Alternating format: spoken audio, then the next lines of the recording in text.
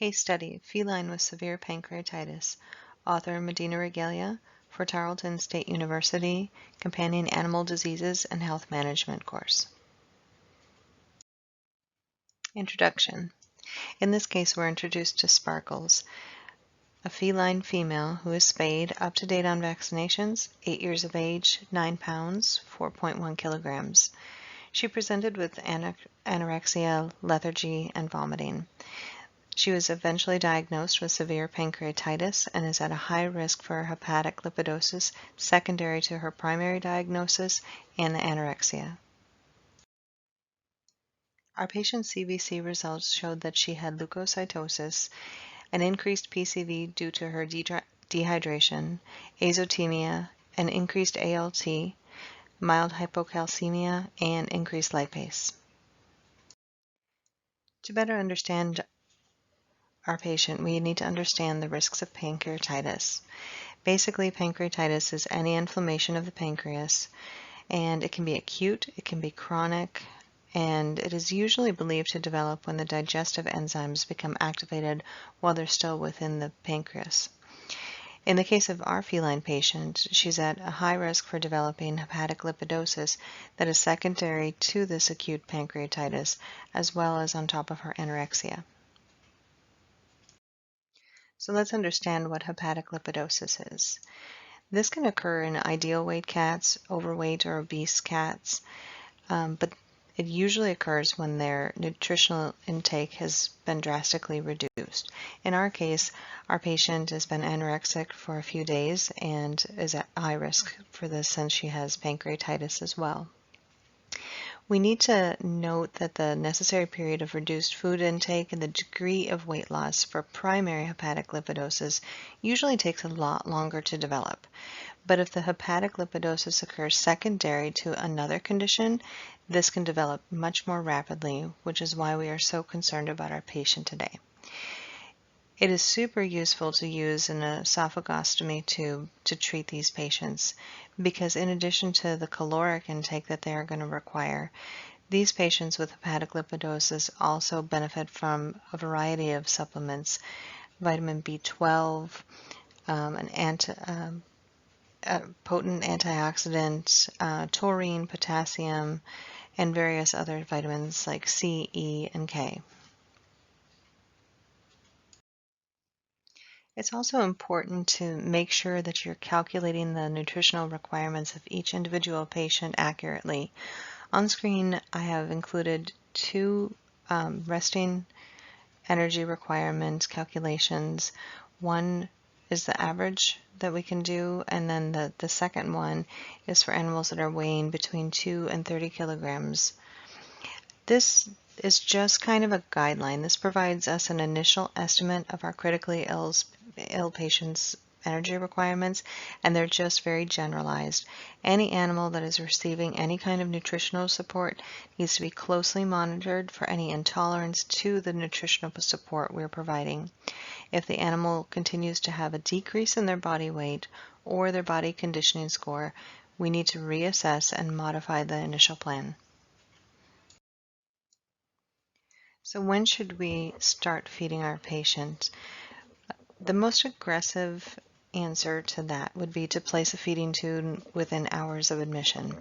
This is not exactly hazardous, but really we need to determine if the patient is stable in hydration, and also is their cardiovascular system sound, or do they have any electrolyte or acid-base disturbances.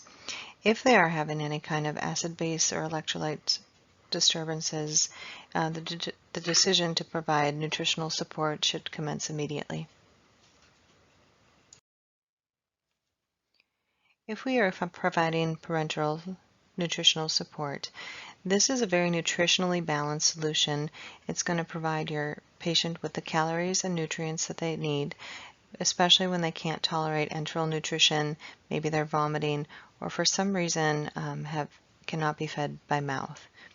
There are some complications that are associated with this that include hyperglycemia, hyperlipidemia, increased risk of infection, intestinal atrophy, increased rate of sepsis, as well as azotemia.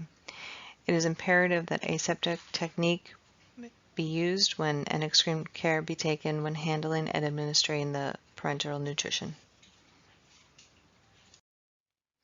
Enteral support can be indicated in patients who cannot ingest adequate amounts of calories, but they do have sufficient GI function that will allow for proper digestion and absorption of feeding solutions and have them delivered to the GI tract via an enteral feeding device.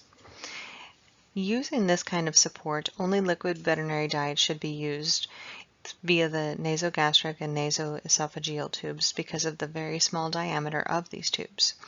We have two commonly used powdered formulas that we mix with water. Clinicare Canine Feline Liquid Diet is one, and Emerade Intensive Care HDN Feline is another. You can also utilize esophagostomy tubes, gastrostomy tubes, enterostomy tubes. These are all going to allow the technician to allow the nutritional support to be provided to the animal. There are a few problems that you need to be aware of with all of these.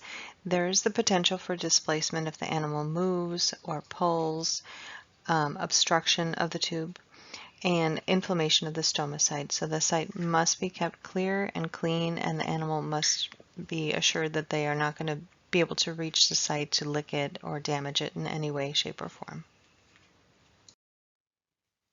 Another means to provide nutritional support to your animal is total parenteral. This is usually given IV, and you can do a partial parenteral nutrition or a total parenteral nutrition. In the first, this supplies only a part of the animal's daily nutritional requirements, and you're supplementing their oral intake. These patients are usually given dextrose or amino acids by this method. If you're doing total parenteral nutrition, this is going to supply your animal with all of their daily nutritional requirements. You can do this at home and teach your owners how to do this, or they could be in hospital doing this. We need to be careful because you can cause thrombosis of peripheral veins. Central venous catheter is usually required for safe administration of this. Also, parenteral nutrition should not be used routinely in patients that have an intact GI tract. As compared to enteral nutrition, it has the following disadvantage. It can cause more complications, and it does not preserve the GI tract structures and functionality as well, and it is more expensive. If the decision is made that a feeding tube does need to be placed in your patient, I have provided a table here to select the appropriate feeding tube. It includes the duration for each, as well as the advantages and disadvantages of each. When you have a critically ill patient, it is important to follow the rule of 20. These are 20 critical parameters that need to be evaluated daily on all your critical animals, or several times a day in some cases for some of these. This is a very dynamic concept. These parameters are going to fluctuate between patients as well as during the course of the individual patient's treatment. But in general, you should be following their fluid balance. Do they have adequate perfusion? Check their albumin levels. Albumin is a major intracellular pull, so it's going to aid in stabilizing their oncotic pressure. Check their glucose levels, electrolyte and acid-base balance. Are they oxygenated? Are they conscious? What is their mentation? What is their blood pressure?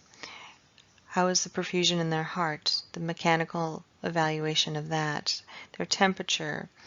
Are there any bleeding problems? What is their red blood cell and hemoglobin concentrations? Are their kidneys working adequately? Is there the same output as there is input? Do they have an infection? What is their GI motility? How does their mucous membranes look? Are they on any current medications that you don't know about or do know about that you need to be made aware of? What is the nutrition plan? Are they in pain? What is the current nursing care plan? Does it need to be modified? Are they undergoing any kind of wound care or need bandaging changes throughout the day? And of course, last but not least, is owner visits. If you have a critically ill patient, keeping their spirits up is essential for their morale. In this case that we're talking about today, we're talking specifically about providing nutritional support for this animal. Nutritional support should be seen as a supportive measure. In addition to that, this animal is also going other medical interventions to resolve their reason for health decline. They could be going through corrective surgery, they may be going through an antimicrobial treatment, perhaps are on some sort of steroid therapy, or they require fluid resuscitation. In conclusion, in all cases of feline pancreatitis, your patient should be assessed for hydration as well as nutritional intake. As in this case, patients that have severe pancreatitis should be considered a very high risk for hepatic lipidosis, which could cause liver damage or failure. So active measures should be taken in the event that your feline requires any assisted feeding measures, and the appropriate tube should be placed.